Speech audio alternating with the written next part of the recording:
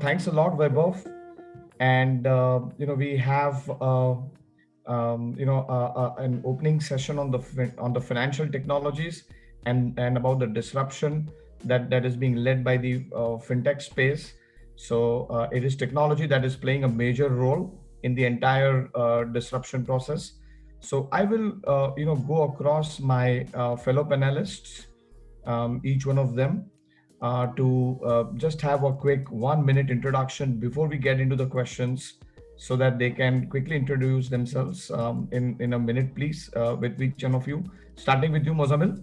Maybe Ajay, we can start with you. Sure, Karthik.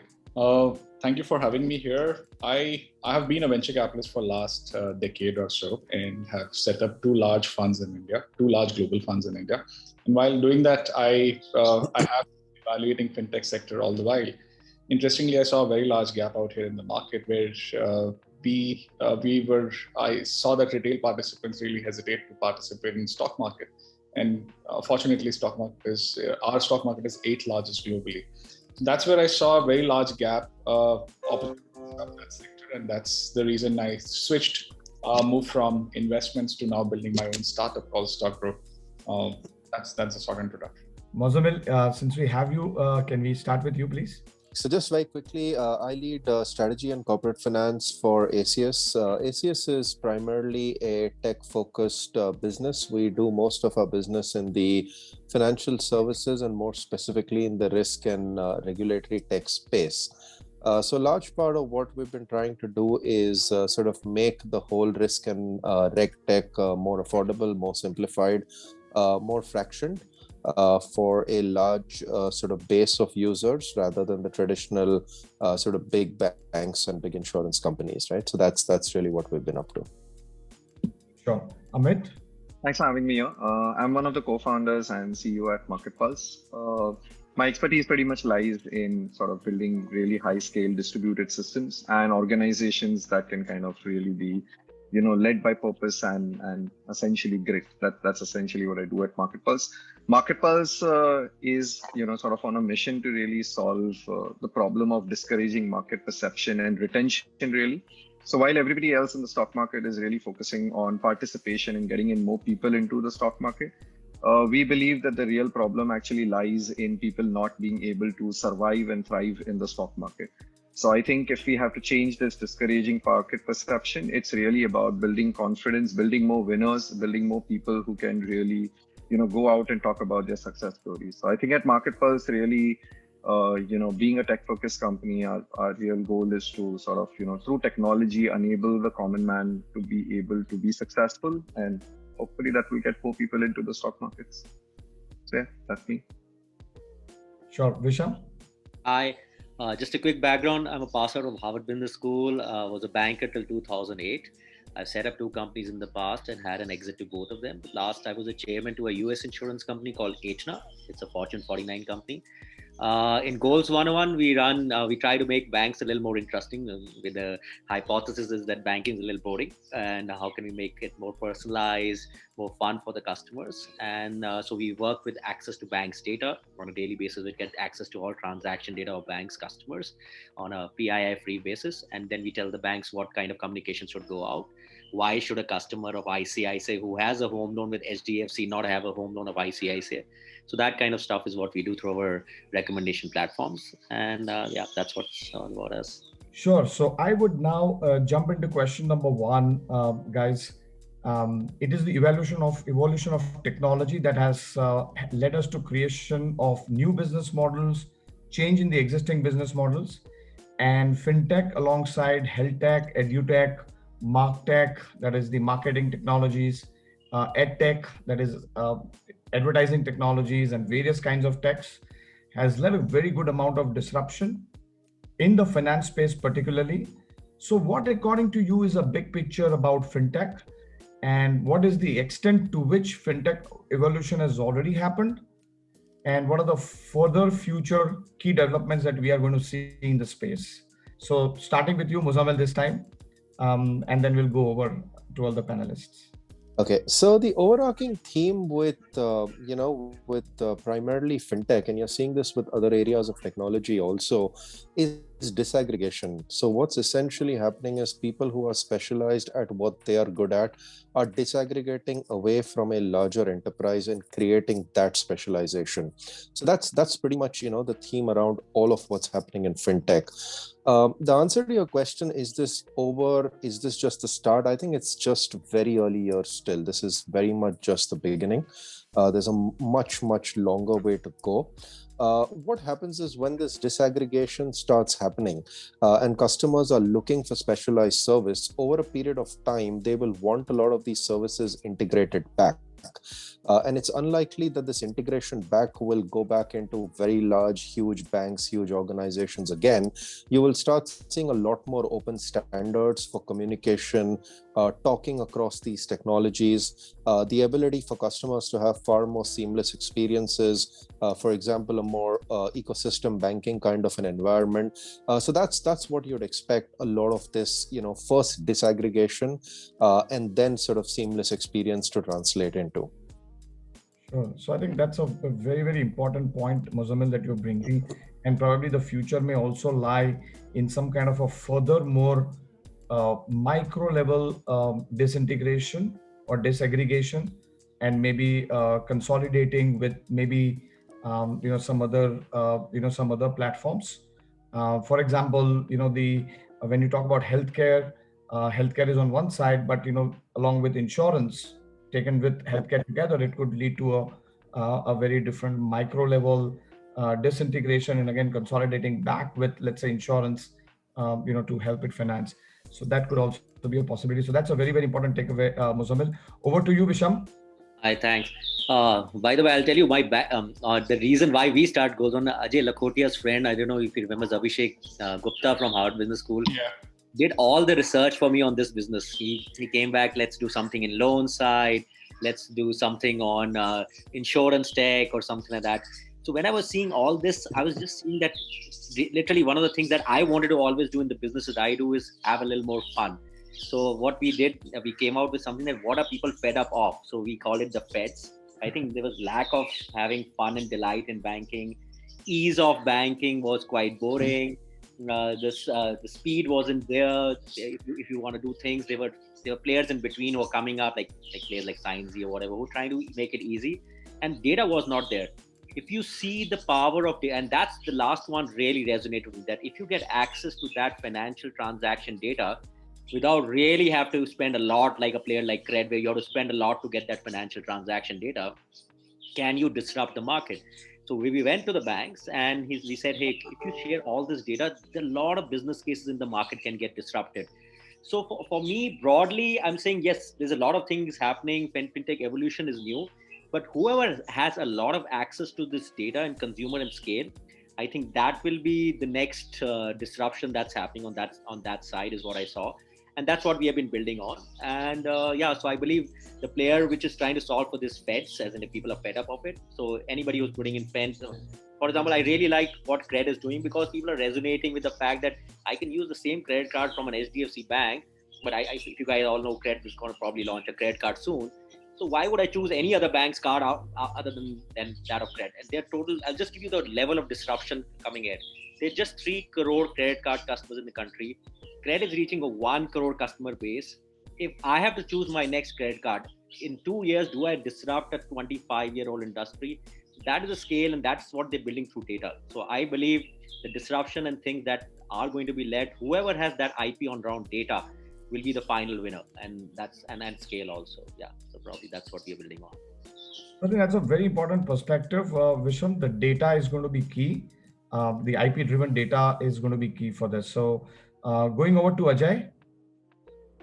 Karthik, what I feel is whenever you look at the larger picture economies, every time you see an economy growing, the first sector which will grow parallelly is the finance sector. And in today's day and age, we'll call it the fintech sector. Banking till date has been on the forefront of financial disruption. But what is changing now is banking sector itself has become very big. It's difficult, and what my co-panelists were saying, they have become giants. It's very difficult for them to really become agile again and start changing the tech platforms that they're using. And that's where we see fintech businesses coming in, starting to disrupt primarily banking sector. what is very interesting, and when you look at all these fintech sectors that have come up, payment has really grown, and payment has become relatively mature as compared to anything else. But now when you look at insurance, when you look at lending, when you look at any of the other sectors that are out there, including investments, I sincerely believe in our community, in our culture, we are all taught how to save money. But broadly, if you look at the whole population, we don't know how to invest money. At best, 90% of the population is keeping their money in fixed deposits. And the bankers and the fund managers are deciding on their behalf where to invest that money. That has to change. The power has to go back to the 98% people, not to the 2% people who are deciding on their behalf. Investment is very critical now when the fixed deposit rates have come down like 3.5%. It is lower than the inflation rate. Your wealth is not growing. And this awareness has to go out to the population, saying now they have to learn how to invest their money and grow their wealth.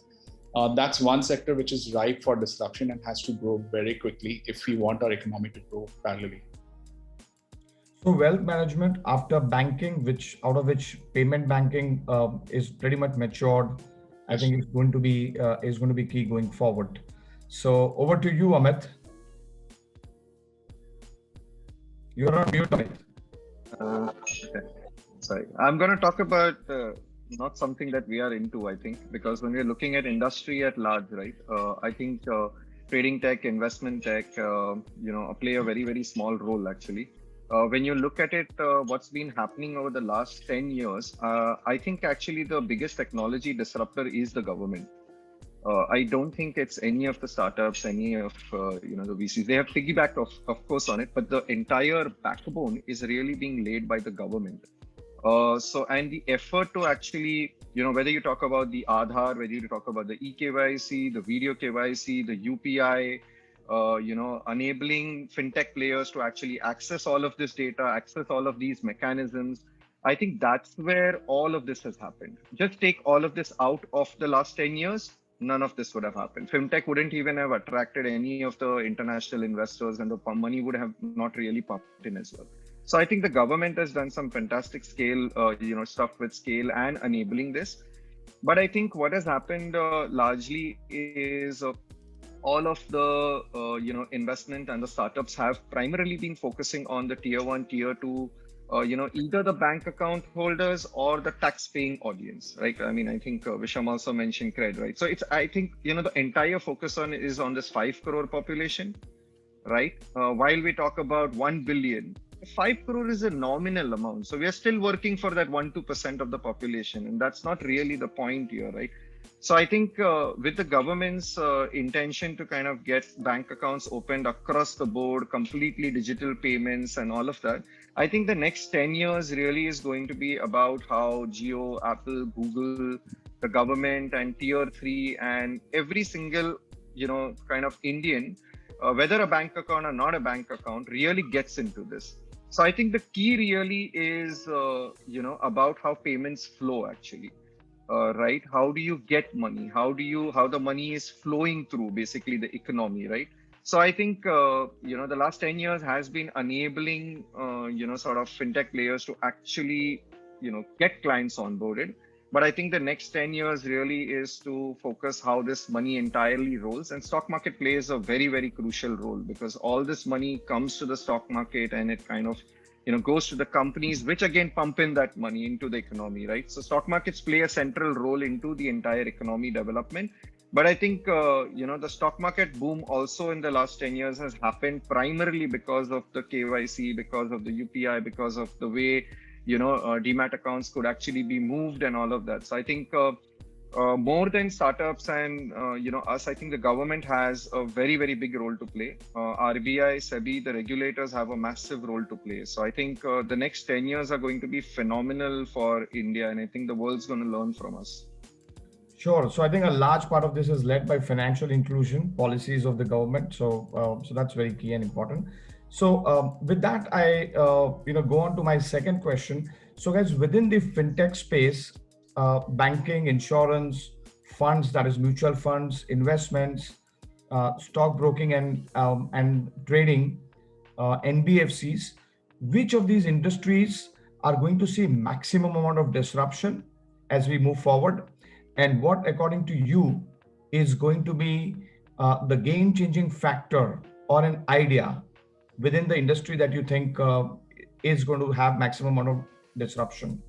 So what is that factor or a game-changing factor within that industry? So I would start with Visham this time.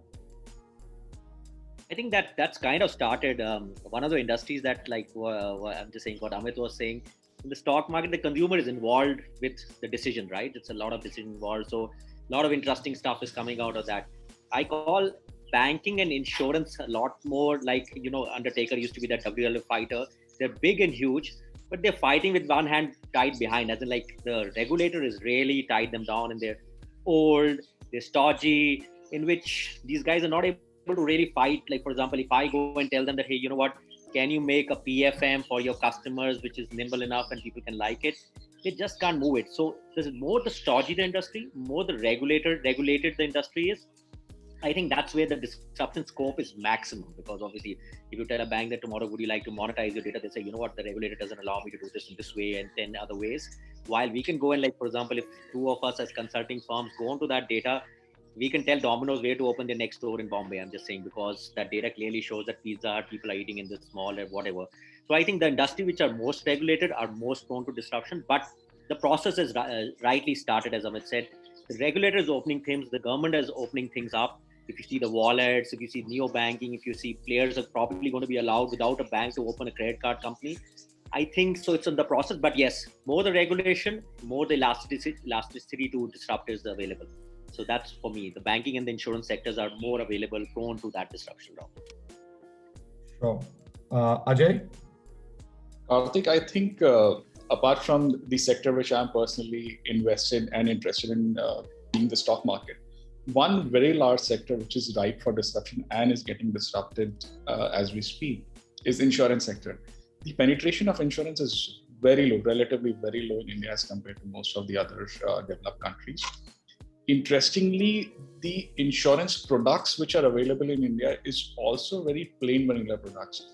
And now I can see startups actually coming up saying now they are going to start manufacturing insurance, and they are being super innovative with the kind of insurance products they are coming up with. That's going to change the way we look at the whole insurance sector. That's going to change the way consumers actually look at the insurance sector and look at the insurance products which are out there. Insurance in itself is not just going to become a way of investment for users, but insurance is also going to become a way of lifestyle say from a healthcare perspective, right? So hardly less than 5% of the total population in India has healthcare insurance. This is going to change, and this is going to change with the kind of innovations that are coming out, the kind of products now that are being created, the kind of insurance schemes that are being manufactured by the new startups which are coming up.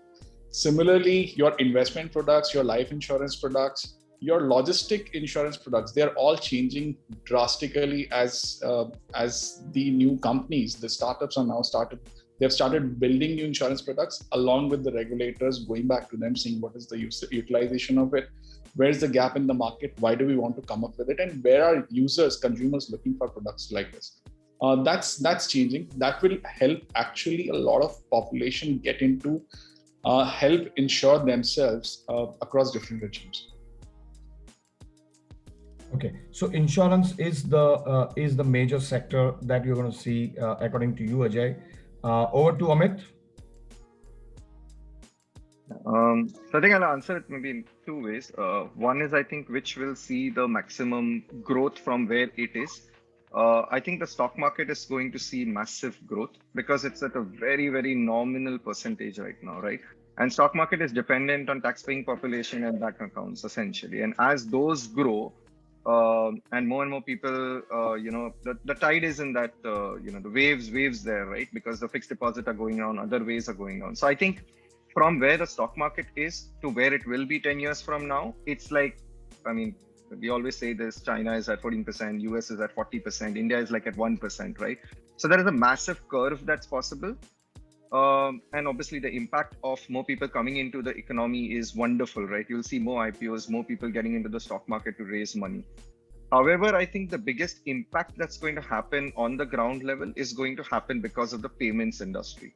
So I think payments has done fantastic well over the last sort of couple of years. However, there I think is a long road to go basically, and I think the tier three population needs to come in, and a lot more people need to get out of cash. We are still not a digital economy. We may feel this because we are generally coming from tier one or a little more or corporate backgrounds as such. But if you look on the ground, right, India is not really a cashless economy. To get to the cashless economy is what is the agenda really over the next 10 years, basically. And you will see that most of that's evident from Facebook, Jio, Google, everybody, and Amazon all tying into payments, right? I mean, while everything is there, payments is the backbone. It's the toll road through the entire thing, right? So I think largely the government's also going to have to work hard, and companies are going to work hard to solve the problem of this. I think one of the big thing that really has to happen for this to catapult and go crazy is the payment cost has to come down. The cost of moving money in and out from various entities, that has to really dramatically reduce basically. A simple example is when mutual funds turn to ETFs. ETFs have low costs and you can get in and out quite easily. So similarly, when you look at a credit card at 2% for a small merchant versus you look at UPI, which is free, UPI has completely dramatically changed it, right? Because it's free. So I think, largely payment infrastructure has to improve, the cost has to go down, and accessibility has to improve. And this will enable InsurTech, wealth tech. It will enable every single industry out there to really evolve, because this is really the backbone. So a large part of this is related to payments and therefore banking and payment systems. And according to you, is a stock market or the capital market, which is going to lead maximum amount of disruption and growth. Mozamil, over to you. Yeah, Karthik, I think I kind of agree with Ajay. I think it's insurance and more specifically insurance distribution that will see the largest amount of disruption. The cost of insurance distribution today is still very high. What a consumer is actually buying, they don't necessarily understand entirely. They don't even necessarily have the ability to package their riders, decide which rider they want to take, which they don't want to take. So my sense is the disruption will happen a lot more on the insurance technology, especially on the distribution side. You'd expect the traditional manufacturers to sort of still be there. The large insurance companies today that are still going to manufacture the product, but the sort of breaking down of the riders of the product, cleaner distribution, simpler sort of translation of that to the end consumer, that's where you'd expect a fair amount of disruption to happen. So largely the agency model, the banker model, those are the parts that I'd expect to change quite dramatically. So it is insurance and the entire ecosystem around that is what is going to bring a maximum amount of disruption, and Mozamil, according to you. So I think very clearly differing views there. We have stockbroking on one side, and we have got insurance by a couple of panelists. And from one of the panelists, it's about regulation. The industry that is maximum regulated, I believe that's banking and insurance. I think those are the ones which are going to lead. So I think there's a very clear different viewpoints here. And which is very much fine. About the subsector space within the fintech that's going to lead the maximum amount of innovation and disruption. I quickly jump on to my question number 3.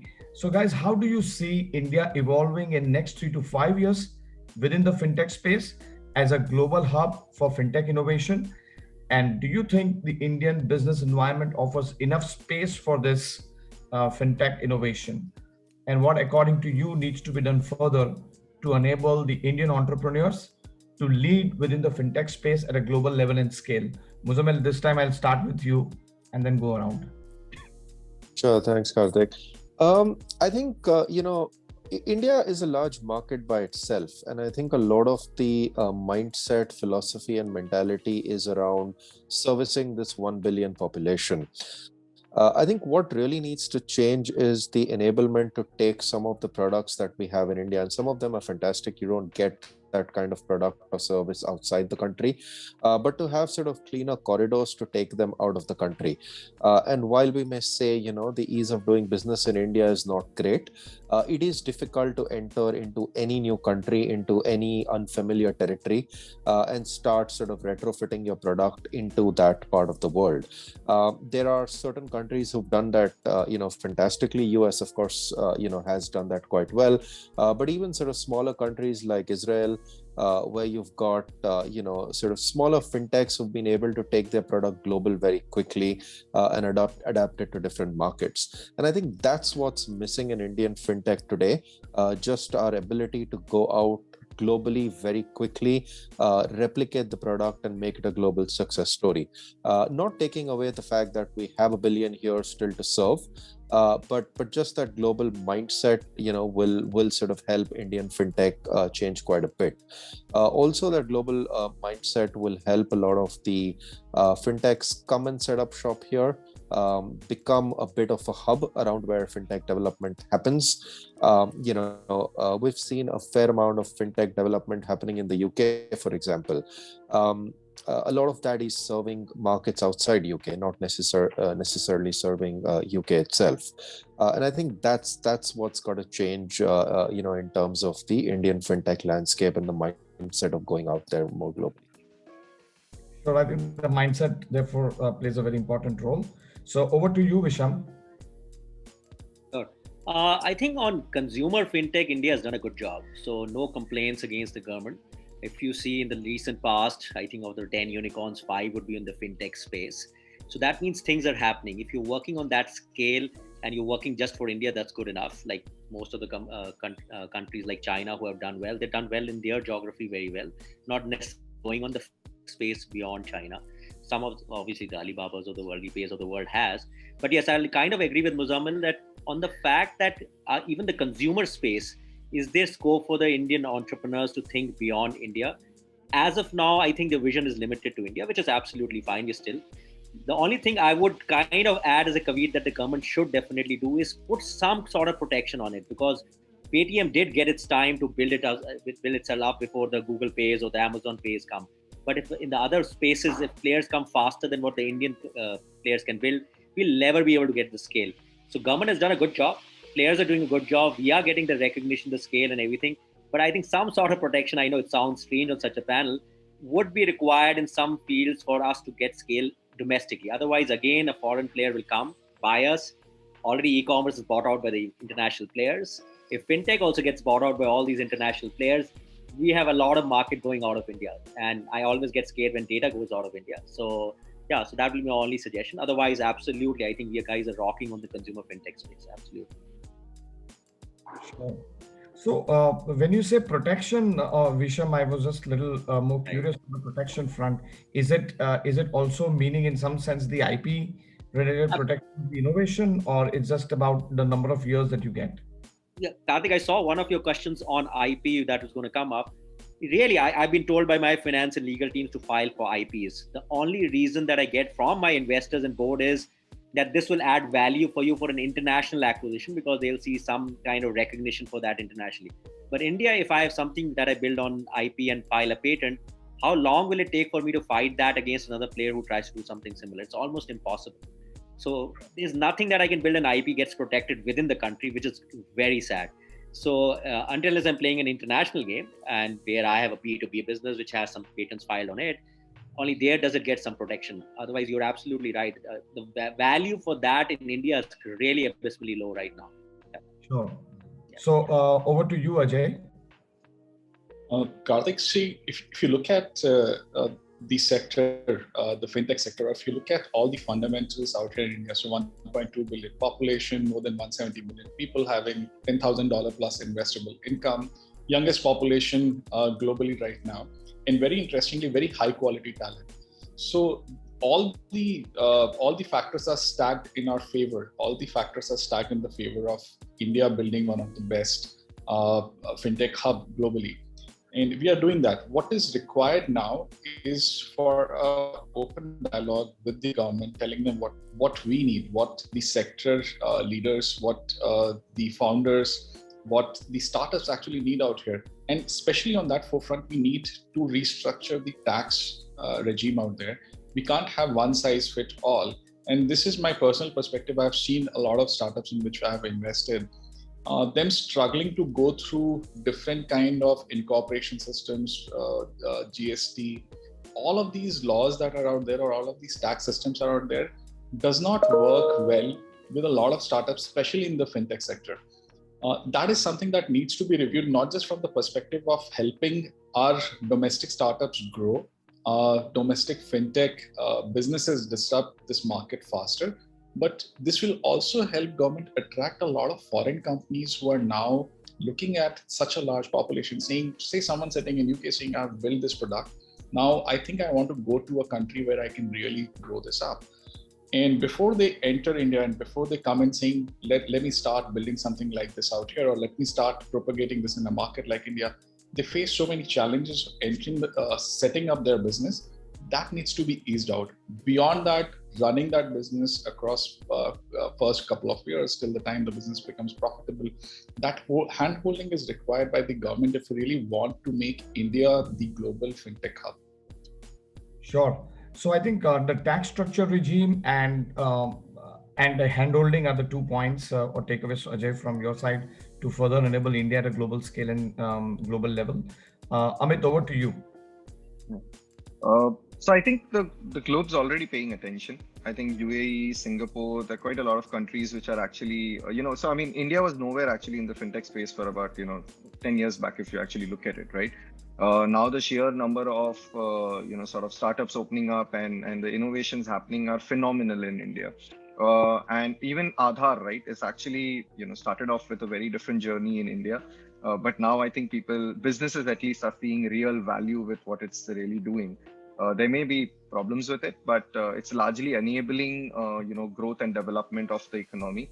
And the globe is taking notice of all of this, right? But I think at the same time, right, I think as Muzamil had initially mentioned, right, like we are not even, I mean, it's not like we've done 20%, 30%, 50%. We just touched still. It's like a lot more to do, right? So I think largely, while US seems lucrative, the West seems lucrative, and all of that, right? I think there's a lot more to do for us here. So I think as Indian entrepreneurs, and even though the investments are coming from outside or from India, wherever it is, right? For Indian entrepreneurs, I think we should focus on India. There's a lot more problem to be solved here, and I think the brilliant minds that we manage to get on board and together when we do things, I think it's important to not think about venturing out to other geographies, because your problem is not solved yet. And when you look at the West, right, when you look at the US, for example, all the companies that come into India, they come because they've solved the problem in the US. That's the reason why they come here, right? So I think there is a billion population here, and it's not just about how much market share you get. I think largely it's really about how many people are you really able to benefit, and how this financial inclusion is really happening. So I think while a few companies might be in a position to go global and should go global, however, I think largely as the industry, it should really be focused on solving the problem here. And there is no other evidence but to say that the companies from the West, the Apple and the Google and the Facebooks, are coming to India to tap into the fintech tunnel, right? Why would the Indians want to go out and actually look outside? So I think largely I agree with all the panelists. It's really about enabling more innovations to happen, the regulators opening up and all. I think as far as we look at it, global fintech hub, I think what we should look at is not working for the globe. We should work for India still, but I think we should start being inspiration for the globe. And we could, I mean, just out of the box, right? We could actually be looked as consultants, right? Be looked at as experts in the fintech domain, which can enable digital transformation to happen in other countries. But when we have to do the work, I think we should do it in India. So I think that's again a very important point, Amit. And with that, I actually close my questions. Although I had one more question, but very little time left. But I think the Indian situation is very, very unique on the ground. The kind of business models that can come up in India. And if you can look at, we have seen a kind of specialization even for a payment bank focusing on tier 3 to or tier 4 to tier 7 cities, or tier 5 to tier 7 cities, to that level basically, which offers a maximum amount of possibilities to bring the people within the payment banking framework. And a lot of these different players even going to tier 5, tier 2, not tier 2, tier 5, tier 6, tier 7 cities also. I think it's a very, very unique, very, very different kind of a situation. And yes, it definitely offers a very big playground. As most of you said, it's even less than 5% of the population which is within the financial inclusion as it stands today, either the tax paying or the one within the banking system. So I think a lot will happen as far as India is concerned. We are still at a nascent stage. I think these are very, very important takeaways. Insurance is one of the important sectors, followed by stockbroking and some of the other regulated players. I think to Muzammil's point on the global mindset, which will enable a lot of work to happen. I think these are some very, very important takeaways. And lastly, from a government standpoint, there are expectations on handholding and also not having a common tax structure, which is fitting all. I think these are very important takeaways that we have from session today. So I thank you, each one of you, Muzammil, Visham, Ajay, and Amit. Thank you so much for participating in this and contributing and speaking your heart on the subject as fintech players. Thank you so much.